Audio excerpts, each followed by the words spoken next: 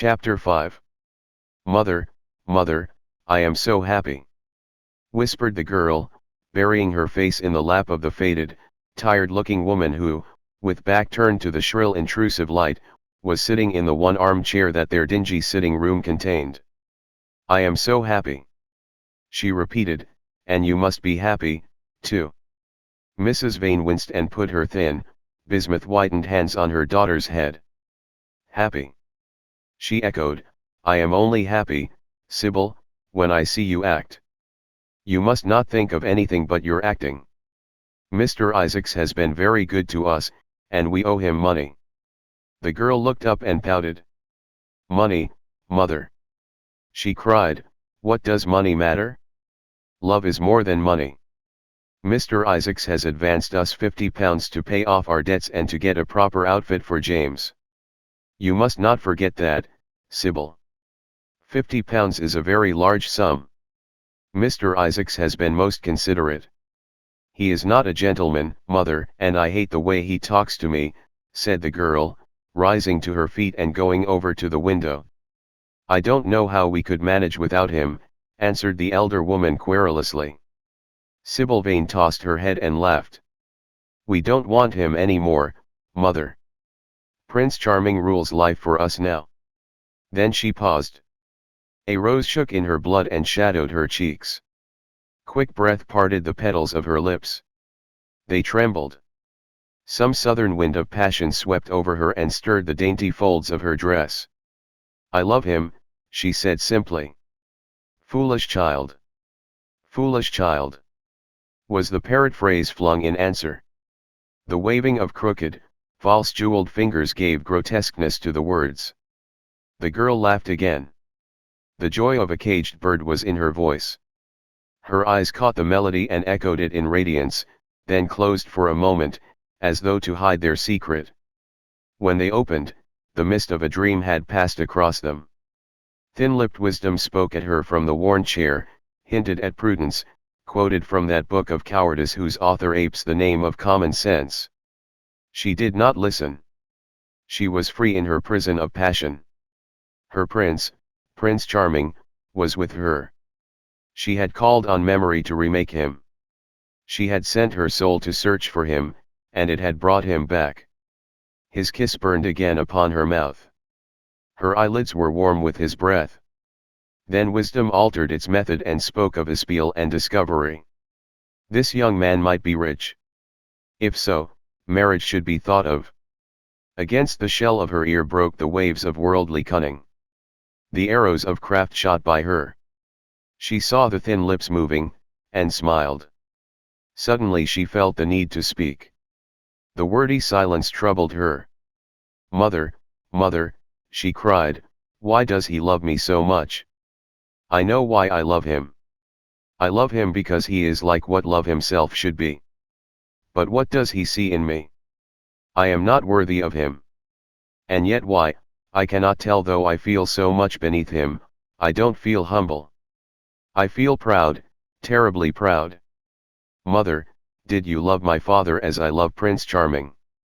The elder woman grew pale beneath the coarse powder that daubed her cheeks, and her dry lips twitched with a spasm of pain. Sybil rushed to her, flung her arms round her neck, and kissed her. Forgive me, mother. I know it pains you to talk about our father. But it only pains you because you loved him so much. Don't look so sad. I am as happy today as you were 20 years ago. Ah! Let me be happy forever. My child, you are far too young to think of falling in love. Besides, what do you know of this young man? You don't even know his name. The whole thing is most inconvenient, and really, when James is going away to Australia, and I have so much to think of, I must say that you should have shown more consideration. However, as I said before, if he is rich. Ah! Mother, mother, let me be happy. Mrs. Vane glanced at her, and with one of those false theatrical gestures that so often become a mode of second nature to a stage player, clasped her in her arms. At this moment, the door opened and a young lad with rough brown hair came into the room. He was thick-set of figure, and his hands and feet were large and somewhat clumsy in movement. He was not so finely bred as his sister. One would hardly have guessed the close relationship that existed between them. Mrs. Vane fixed her eyes on him and intensified her smile. She mentally elevated her son to the dignity of an audience. She felt sure that the tableau was interesting. "You might keep some of your kisses for me, Sybil, I think," said the lad with a good-natured grumble. "Ah! But you don't like being kissed, Jim," she cried. "You are a dreadful old bear." And she ran across the room and hugged him. James Vane looked into his sister's face with tenderness. "I want you to come out with me for a walk, Sybil. I don't suppose I shall ever see this horrid London again." "I am sure I don't want to." "My son, don't say such dreadful things," murmured Mrs. Vane, taking up a tawdry theatrical dress, with a sigh, and beginning to patch it. She felt a little disappointed that he had not joined the group. It would have increased the theatrical picturesqueness of the situation. "Why not, mother? I mean it. You pain me, my son. I trust you will return from Australia in a position of affluence. I believe there is no society of any kind in the colonies, nothing that I would call society, so when you have made your fortune, you must come back and assert yourself in London." "Society," muttered the lad. "I don't want to know anything about that. I should like to make some money to take you and Sybil off the stage. I hate it." "Oh, Jim," said Sybil, laughing, "how unkind of you. But are you really going for a walk with me? That will be nice. I was afraid you were going to say goodbye to some of your friends, to Tom Hardy, who gave you that hideous pipe, or Ned Langton, who makes fun of you for smoking it. It is very sweet of you to let me have your last afternoon. Where shall we go?" "Let us go to the park." "I am too shabby," he answered, frowning. "Only swell people go to the park." "Nonsense, Jim," she whispered, stroking the sleeve of his coat. He hesitated for a moment. "Very well," he said at last, "but don't be too long dressing." She danced out of the door. One could hear her singing as she ran upstairs. Her little feet pattered overhead. He walked up and down the room 2 or 3 times. Then he turned to the still figure in the chair. "Mother, are my things ready?" he asked. "Quite ready, James," she answered, keeping her eyes on her work. For some months past she had felt ill at ease when she was alone with this rough, stern son of hers. Her shallow, secret nature was troubled when their eyes met. She used to wonder if he suspected anything.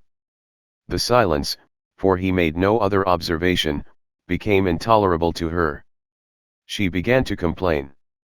Women defend themselves by attacking, just as they attack by sudden and strange surrenders. "I hope you will be contented, James, with your seafaring life," she said. "You must remember that it is your own choice.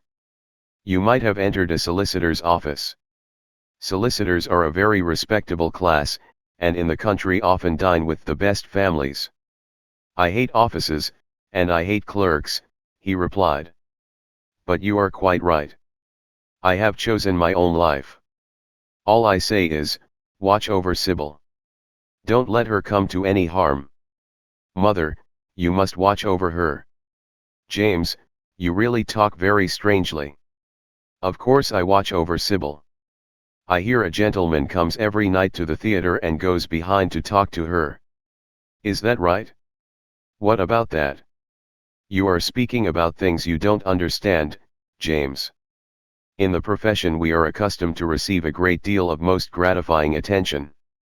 I myself used to receive many bouquets at one time. That was when acting was really understood. As for Sybil, I do not know at present whether her attachment is serious or not. But there is no doubt that the young man in question is a perfect gentleman. He is always most polite to me. Besides, he has the appearance of being rich, and the flowers he sends are lovely."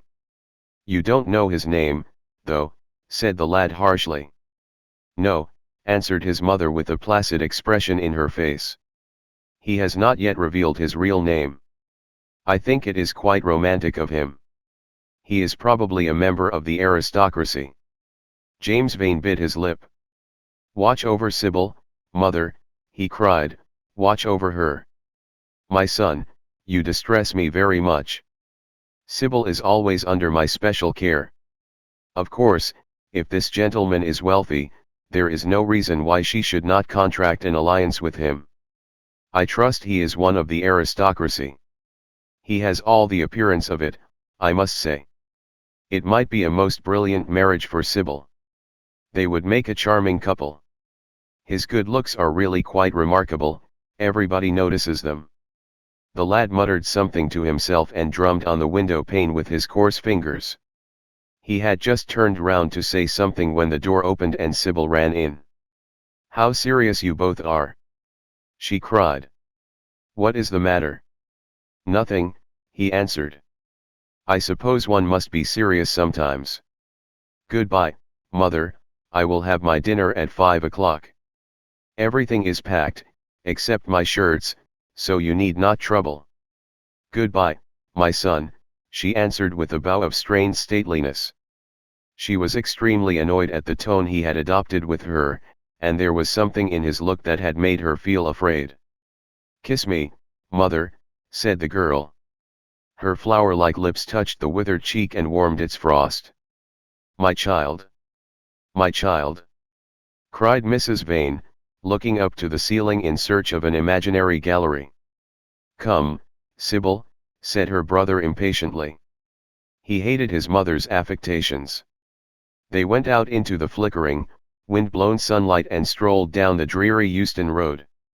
The passers-by glanced in wonder at the sullen heavy youth who, in coarse, ill-fitting clothes, was in the company of such a graceful, refined-looking girl.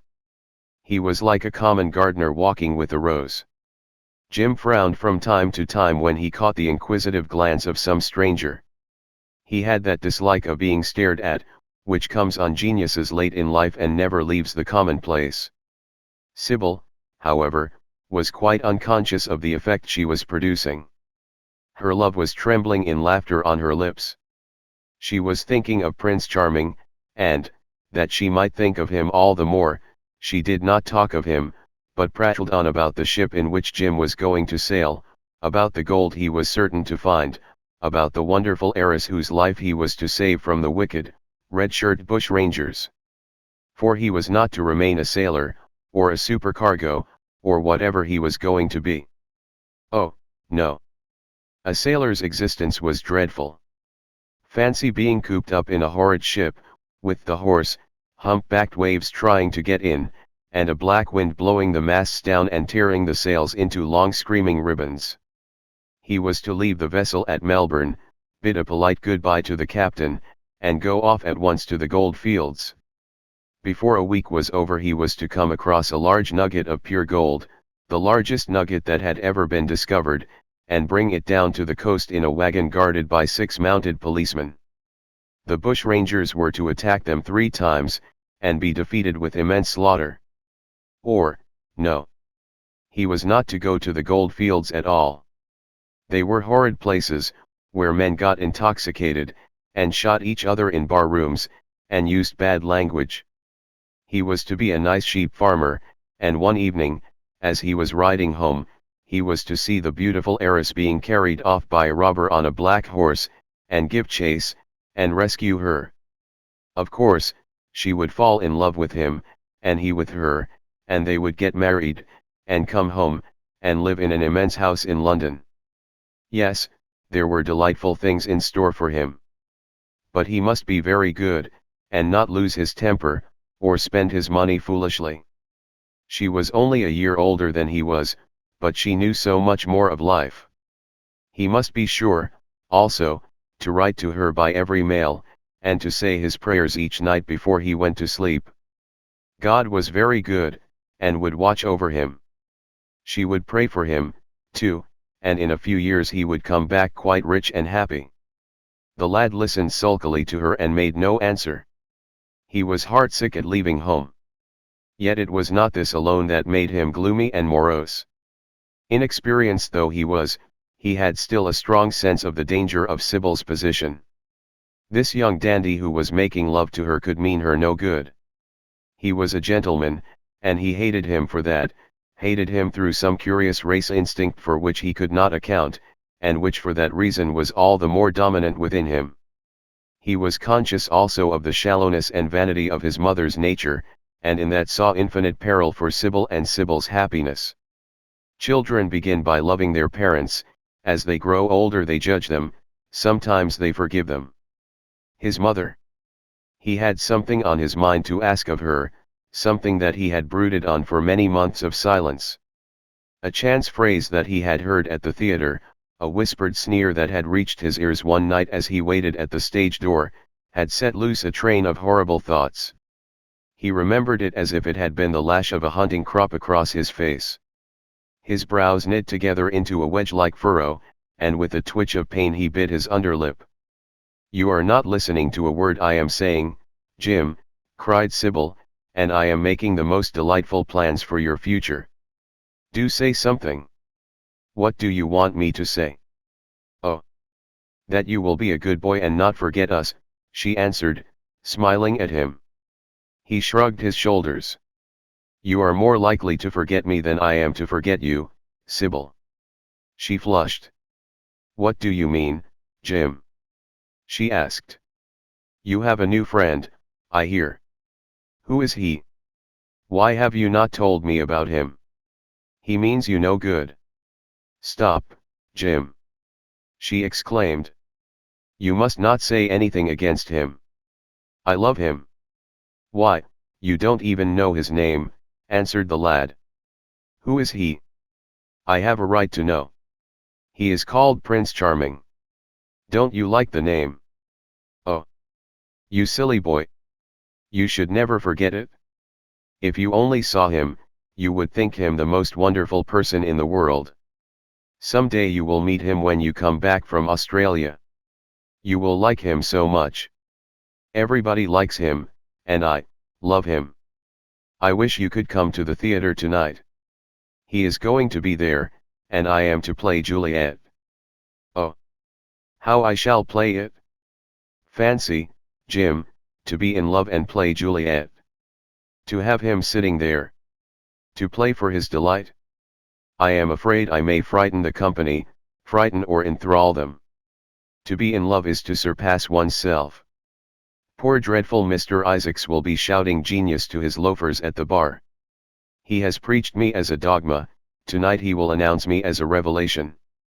I feel it. And it is all his only, Prince Charming, my wonderful lover, my God of graces. But I am poor beside him. Poor. What does that matter? When poverty creeps in at the door, love flies in through the window. Our proverbs want rewriting. They were made in winter, and it is summer now, springtime for me, I think, a very dance of blossoms in blue skies. He is a gentleman, said the lad sullenly. A prince. She cried musically. What more do you want? He wants to enslave you. I shudder at the thought of being free. I want you to beware of him. To see him is to worship him, to know him is to trust him. Sibyl, you are mad about him. She laughed and took his arm. You dear old Jim, you talk as if you were 100. Some day you will be in love yourself. Then you will know what it is. Don't look so sulky. Surely you should be glad to think that, though you are going away, you leave me happier than I have ever been before. Life has been hard for us both, terribly hard and difficult. But it will be different now. You are going to a new world, and I have found one. Here are 2 chairs, let us sit down and see the smart people go by. They took their seats amidst a crowd of watchers. The tulip beds across the road flamed like throbbing rings of fire. A white dust tremulous cloud of orris root. It seemed hung in the panting air. The brightly colored parasols danced and dipped like monstrous butterflies. She made her brother talk of himself, his hopes, his prospects. He spoke slowly and with effort. They passed words to each other as players at a game pass counters. Sybil felt oppressed. She could not communicate her joy. A faint smile curving that sullen mouth was all the echo she could win. After some time she became silent. Suddenly she caught a glimpse of golden hair and laughing lips, and in an open carriage with two ladies Dorian Gray drove past. She started to her feet. "There he is!" she cried. "Who?" said Jim Vane. "Prince Charming," she answered, looking after the Victoria. He jumped up and seized her roughly by the arm. "Show him to me." "Which is he?" "Point him out." "I must see him," he exclaimed, but at that moment the Duke of Berwick's four-in-hand came between, and when it had left the space clear, the carriage had swept out of the park. "He is gone," murmured Sybil sadly. "I wish you had seen him." "I wish I had, for as sure as there is a God in heaven, if he ever does you any wrong, I shall kill him." She looked at him in horror.